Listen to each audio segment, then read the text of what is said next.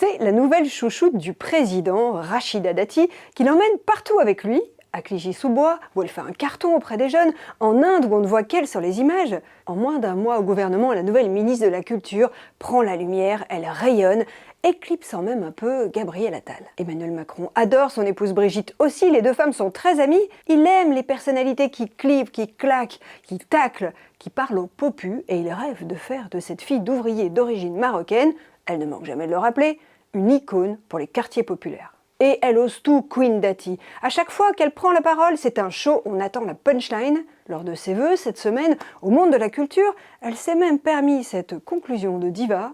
Quand je partirai, vous ne pleurerez pas, vous m'applaudirez. Elle rêve de faire mentir ses anciens copains de droite qui avaient eu cette petite phrase vacharde. En 55 ans, on est passé à la culture d'André Malraux à Rachida Dati. Elle se souvient très bien aussi de l'époque où les sarkozystes, jaloux de sa proximité avec l'ancien président, la surnommaient la Zoubida. L'objectif d'Emmanuel Macron, bien sûr, c'est d'achever de tuer la droite. Pour les Républicains, le transfert de Dati, c'est un peu le dernier clou sur le cercueil, la dernière pelletée de terre. Éric Ciotti aurait rêvé d'en faire sa tête de liste pour les européennes. Elle aurait déchiqueté Marion Maréchal et Jordan Bardella. C'est ce que dit un proche de Nicolas Sarkozy. À chaque attaque d'un élu de droite, Calamity Dati Jane, que certains surnomment aussi Dati Daniel, défouraille. Le chef des sénateurs LR la traite d'opportuniste. Elle riposte. On va appeler Philippe de Villiers. Il va nous dire ce qu'il pense de Bruno Retailleau, qui a trahi toute sa vie.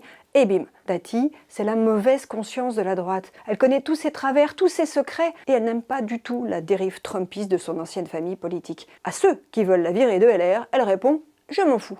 Reste qu'Emmanuel Macron va devoir la surveiller et de près. C'est une affranchie, Rachida Dati. 6 jours après sa nomination, elle se permettait, sans demander l'autorisation, d'annoncer sa candidature à la mairie de Paris. Mi-janvier, sur RTL, elle annonçait la couleur « Si je ne suis plus libre, chasser le naturel, il revient au galop ». Voilà le président prévenu.